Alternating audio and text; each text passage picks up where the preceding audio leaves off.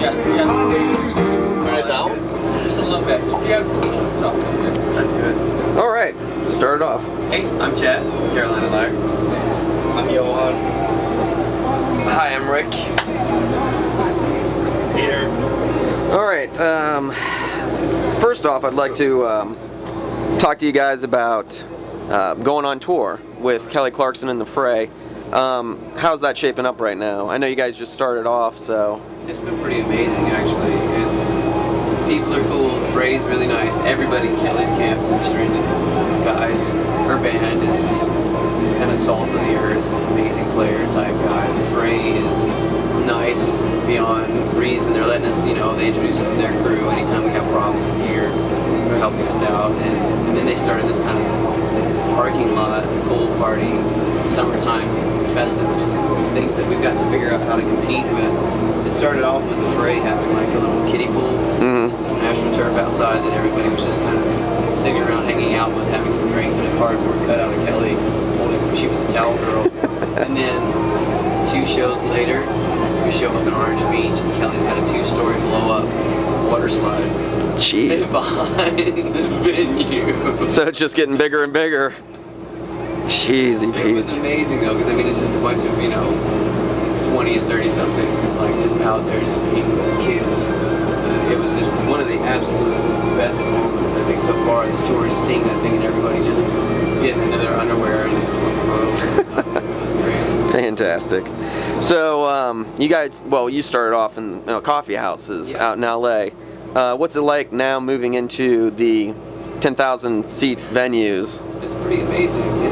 It's like Rick said it the best when we were at the Hollywood Bowl. You get this kind of horizon line. And it's like you look out and you see kind of where your perspective should end, people, and then you look up and there's like another 3 stories of people that just keep going, not necessarily back, but just up. And that particular show was, by the time we finished, they said there was about 11,000 people. Yeah, it was a full bowl. Yeah, I guess that's the whole, the real concept. There it is.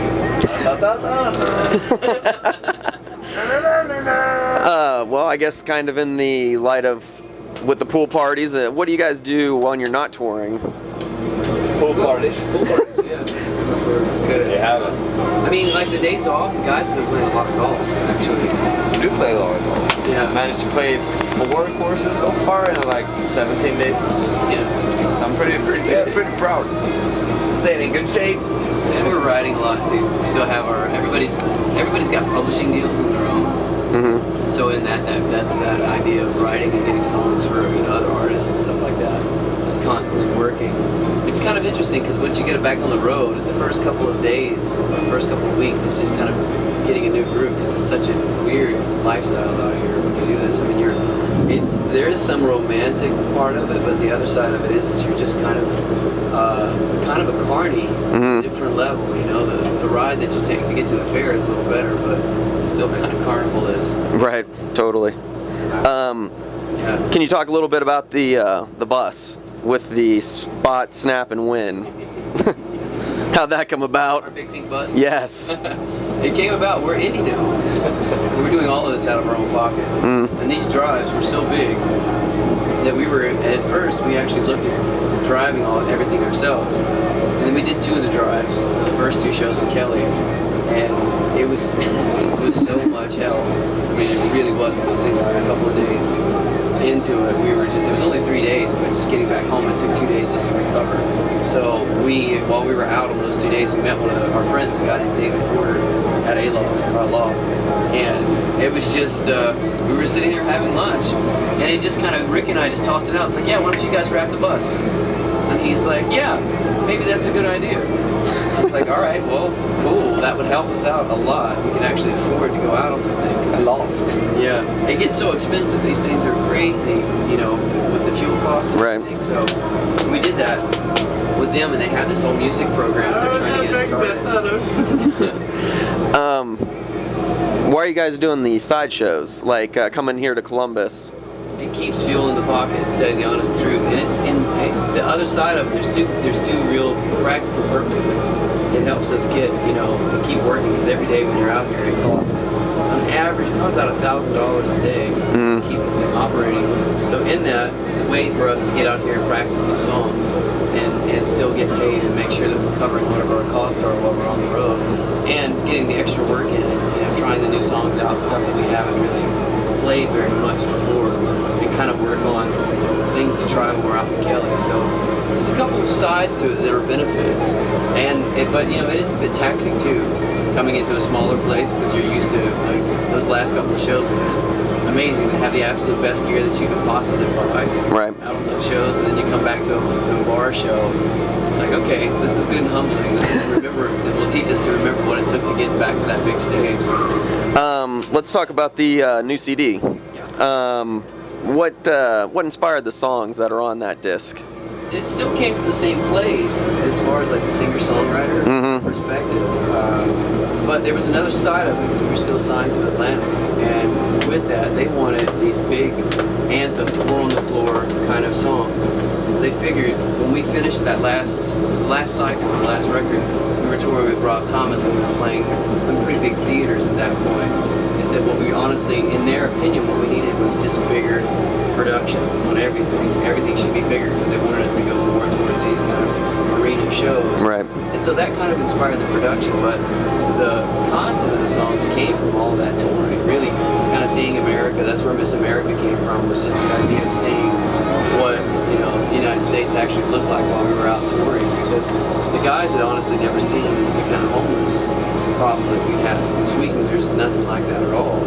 And they saw these parts of America, especially in Albany, where there was really kind of box cities and people out on the streets at 2 or 3 in the morning, and they'd never experienced anything like that before. So we took that and kind of some of the stuff that we saw in Detroit, just the dilapidation of all these buildings, and people just really losing everything. But still, in that, the kind of amazing thing is people still come out to shows. Like, they came out to this really broken down old theater, man, and everybody came out to see a show and sing and just get rowdy and drink and have a good time. So there's still that heart of the country, like what makes America good. But there's a part of it that we're just kind of losing, like all these beautiful things that are falling apart. So we took a lot of that we saw and just tried to force those two worlds of okay, we need some sort of production value to make this thing work for a major label, but then we still want to try and tell a story of what we've actually seen and have something there. So that's really where that album came from. How much input do you guys have in the marketing? I know you talked about the bus. Yeah. For now, we have a lot. I mean, right now it kind of comes down to really what we can do, because we're kind of in control of everything. That can be good or bad. You get a bunch of kind of drunk musicians on a bus with an idea that can really endanger. What do you guys classify your kind of music as? Because I mean, if you look it up, you're listed as alternative rock, indie rock, pop. That's a problem. Indian rock, didn't you say that? Indian rock. You just said Indian rock.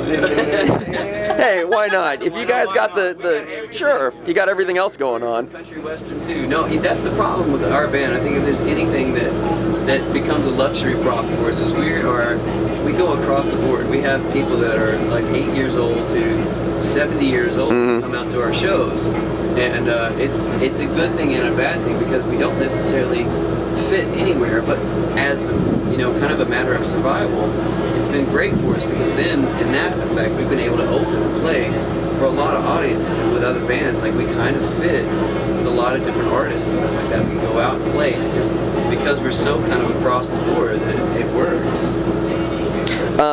In honor of Kelly's show, Duets, who would you like to duet with? Duet? Who would you like to do it with? What was the guy's name? What was that movie? Guy's name? No. Really? No, the movie. You want to do it with a guy? No, the guy, right? What was the movie, the spoof they made of the Johnny Cash movie? Oh, yeah. No, yeah, the one they made the spoof of. The funny one. Walk Hard. Walk Hard, yeah. Great. You want to do it with that person? Yeah. What's his name? He was on TV today.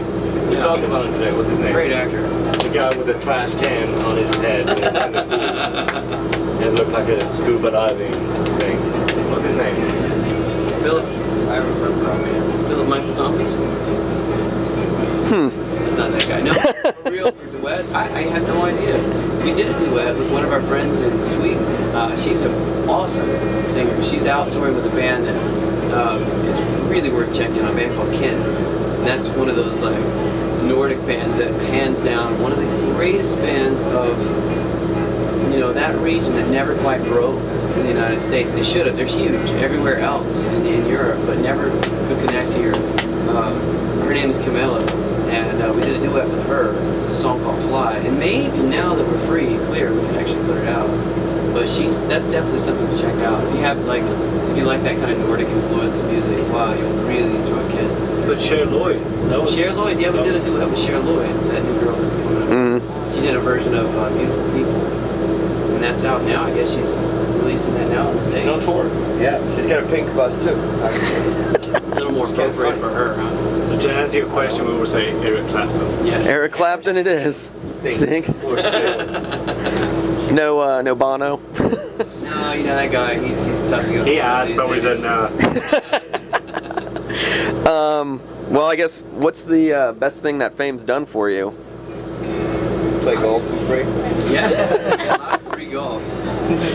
I don't know, like fame-wise. Playboy Mansion. That was cool. Playboy Mansion was a nice night. It was fun. Free golf is probably the right answer. But you know what kind of You get a lot of stuff not for even free, cool which is stuff. weird.